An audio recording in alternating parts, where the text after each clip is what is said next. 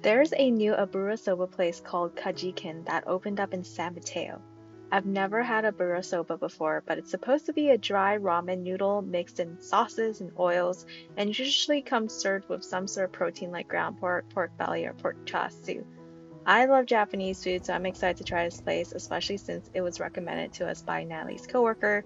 I trust word of mouth from friends and family way more than online reviews. And because this place is so new, there's actually a line, but it's not too terrible. The line is moving pretty fast, and the waiter came out to give us all menus to look at first. They have so many flavors to choose from: curry, spicy Sichuan style, dandan, shio, and some different kind of spicy sauces, but the menu isn't very descriptive.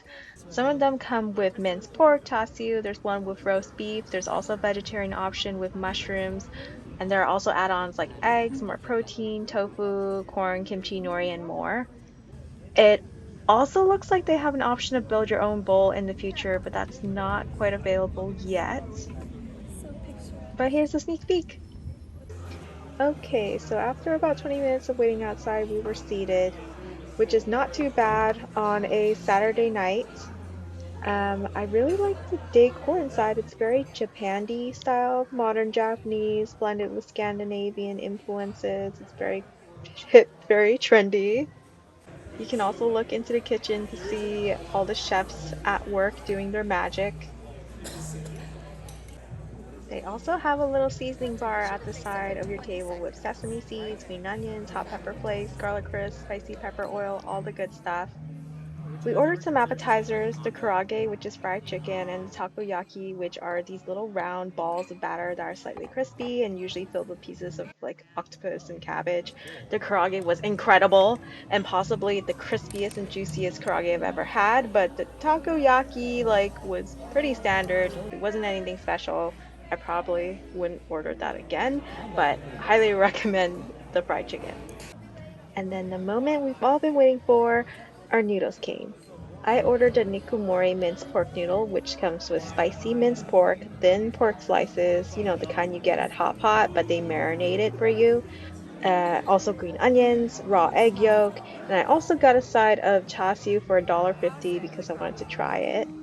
I am so excited to eat this, but first I have to stir the noodles madly for at least 20 seconds according to the instructions.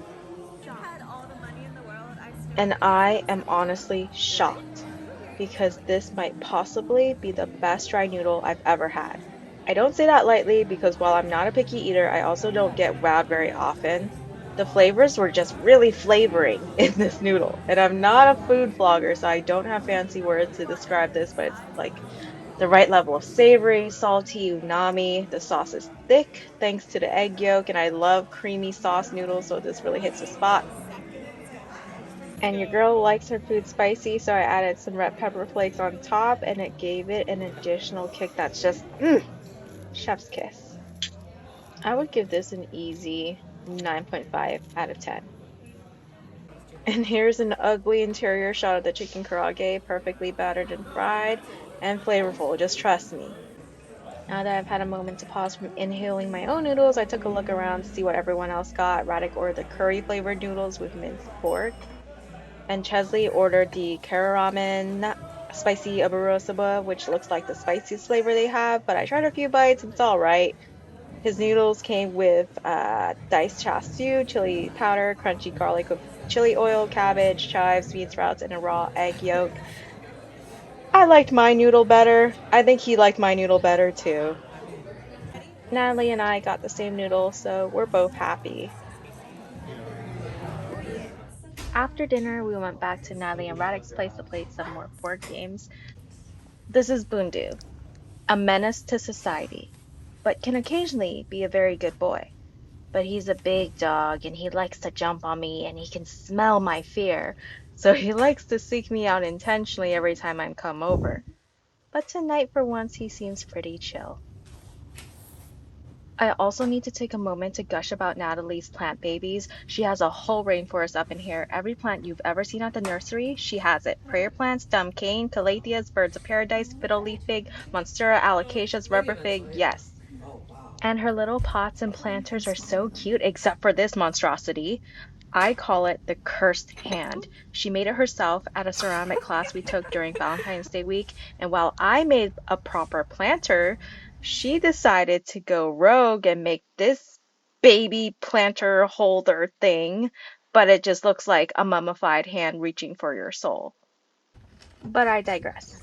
So we were playing Civilization earlier in the day, but So it's my now turn. we've moved on to a chiller game We just never to moved cap it. off the Right? night. This is Exploding Kittens, Recipes for Disaster, which has a ton of mini games that are around 10 to 20 minutes each. And some of the gameplays, you can use a reverse card, which makes everyone go in reverse order. And if you forget who plays Is she next, dead well, for real?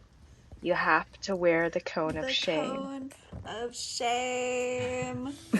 Wait. It won't be It me for has a long. little cat chef on it. Yep. And yeah, that's it for today. Hope you get to eat some good food and that your day is filled with reasons to laugh.